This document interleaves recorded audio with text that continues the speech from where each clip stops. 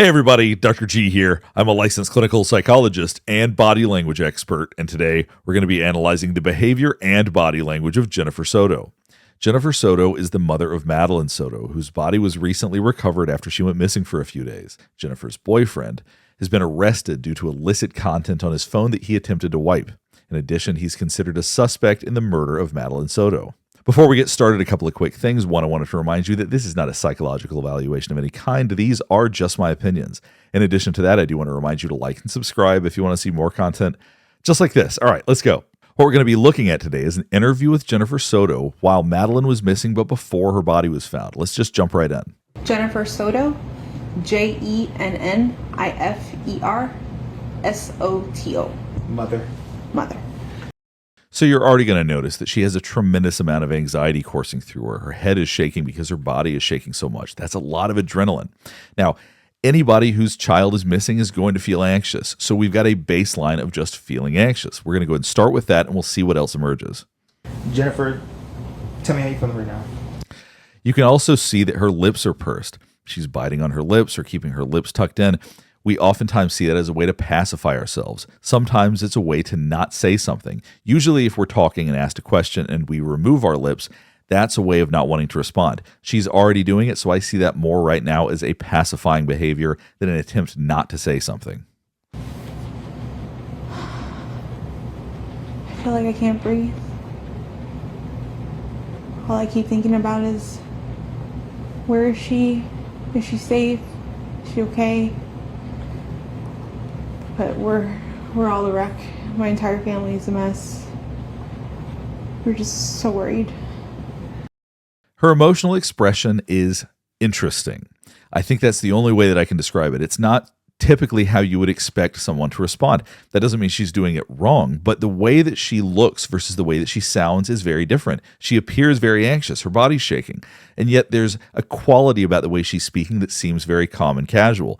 It's a very interesting mix of two very different ways of expressing oneself, but it can be confusing to see this.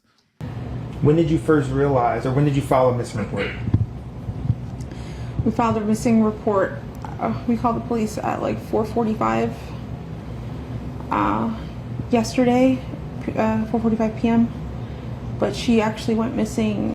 Now, I want you to keep in mind, she's being asked questions and she's responding directly. She is answering the exact questions that she's being asked. This cannot be said of Stephan Sterns. When you watch his interview, he's asked questions and he does not respond. He gives vague answers, he doesn't provide details, and oftentimes doesn't answer the questions at all.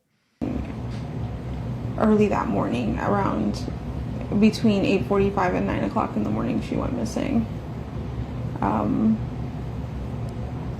We had dropped her off close to the school.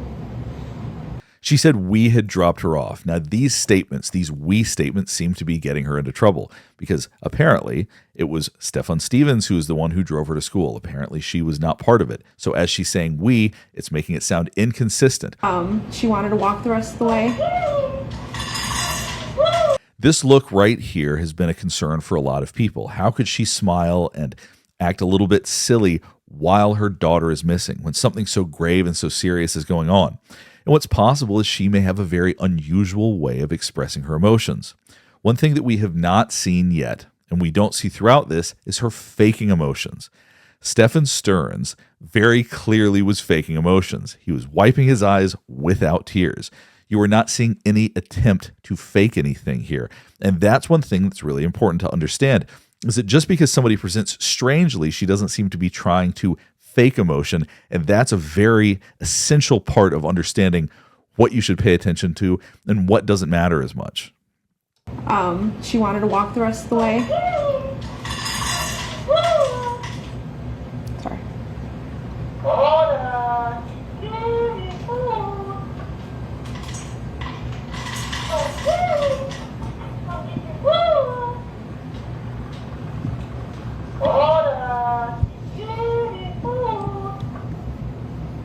That should be it. Sorry about that. I know as parents, when you watch this, you go, how could she be amused in this kind of situation? And I just have to repeat, she may be a little bit odd. She may be a little bit strange, but that doesn't mean that she knew that Madeline was dead at this point. I really want to highlight that fact. We dropped her off at school, close to school. She wanted to walk the rest of the way. I'm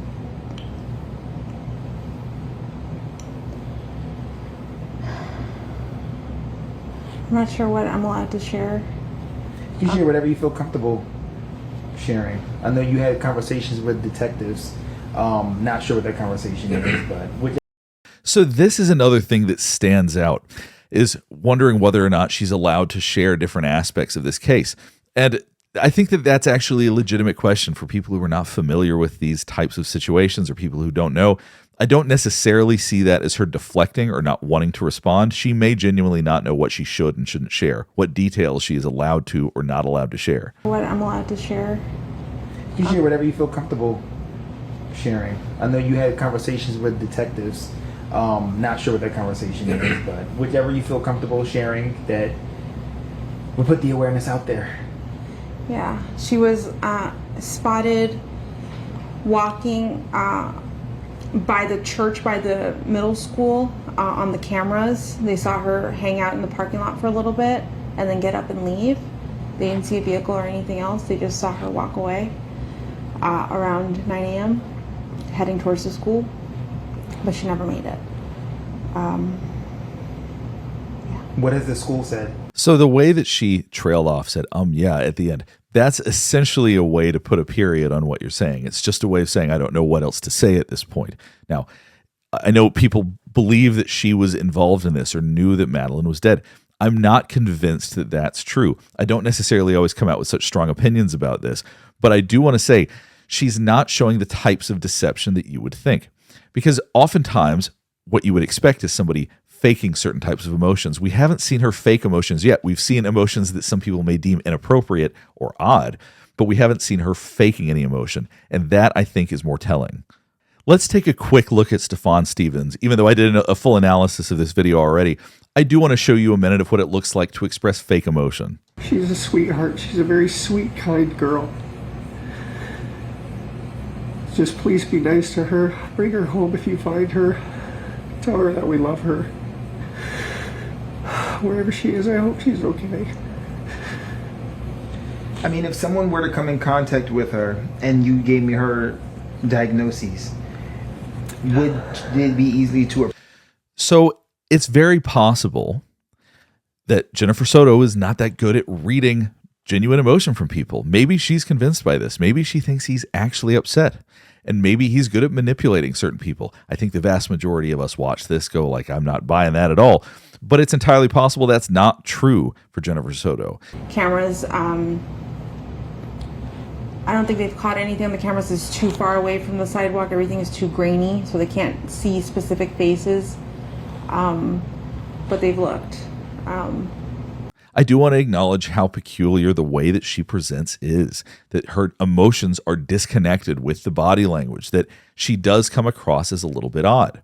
Now, what's important about that is that if you can notice that, and if I notice that, I can guarantee you Stephan Sterns also noticed that. And predators are really good at picking up people they see as vulnerable, as people they can manipulate, as people that are different or people that are unusual. So the idea that he may have seen this and maybe he somehow found her to be naive or someone that he could manipulate, it very well could be that what we're observing is what drew him to her. That doesn't mean that she was involved with this in any way. It could very well be that that's what he saw in her that attracted him to her, that made him think that she could be a victim or that he would be able to victimize her daughter. I'm just waiting to hear anything else from them. Is this normal behavior? Not to at all. just not show up or call or text or anything? Not at all, no. So as she's explaining that this isn't normal behavior, the head shakes are very consistent with her saying no. They are in sync. There's nothing there that suggests deception or that seems unusual. Show up or call or text or anything? Not at all, no. She, from time to time, she will leave her cell phone at home accidentally, and that's actually what happened yesterday. She left her phone at home. She went to school. But that happens from time to time. She's got ADHD. Her memory, she's very forgetful. She doesn't seem to lament the fact that she doesn't have it on her. She's just like, well, she has ADHD, so she forgets it, letting out a little chuckle. It's unusual behavior, but it's also not fake behavior. She's not faking crying. She's not trying to act in a way that she isn't. She just doesn't seem to know that her behavior is going to come across as a little bit awkward, a little bit weird. And I think that therein lies the challenge for people as they see this and they go, something doesn't feel right about this to me. And it could just be that this is how she presents. Told her good night, and yeah, that was it. I wasn't the one who took her to school in the morning. That was my partner. You notice a big sigh before she said, I wasn't the one that took her to school in the morning. That was my partner. So this seems to be something that's causing her stress. Maybe she wishes she had taken her that morning. Maybe it's something else. But there definitely are feelings around that specific statement. But she's also being very clear that it was not them together, that Stephan Sterns was the one that took her to school. So she, even though she said we earlier, she is clarifying it now without skipping a beat. It doesn't seem to be that she was intentionally being inconsistent, I don't think. 13. Her voice trailed off. It got quiet. We oftentimes do that when we don't want to be seen. We do that as a way to hide. And she's also withdrawing her lips right here, which is almost a way not to say something. Does that mean that she knew that Madeline was dead that morning? No. And I don't think that that's what it implies necessarily, but it may be that there are things that she doesn't want to say. That much it seems very possible. Possibly could be. Like if you would say, okay, last time I went to work and came back, she was at James' house or Sabrina's house, and maybe I forgot to check that house, or she played at this park one week and maybe she went back there or something like that. We've looked everywhere we could have thought, and anywhere she would have been. As she's squinting her eyes right here, given the context, we would associate this with concern. She would have known to wait for me at the school, but we did check where if she could have walked. My mom's office is close to. So you saw her eyebrows raise right here. Check where if. So we do this to bring attention to her face. So as she's talking about the possibility that she went to her mother's office, she wants people to hear that. They checked for that as well. She was last seen wearing a green hoodie, black shorts, white Crocs, a black JanSport backpack with gray hibiscus flowers on it. That's about it. And you said this is. So that's a very, very specific description of what she was wearing, but she also said she was last seen wearing this. There's something confusing about this to me, because why she didn't say she left the house wearing this morning, or I saw her wearing this, versus she was last seen wearing this, and also providing a very detailed description. A little bit confusing to me. So was she told that? Was she told that by Stephan saying this is what she was wearing that day, or did she see her? Because according to law enforcement, from what I have read, it's likely that she was dead that morning. So there are aspects of this part right here that are a little bit confusing. We are desperate for any answers, anything that you could do to help. I'm here for it. Just please, if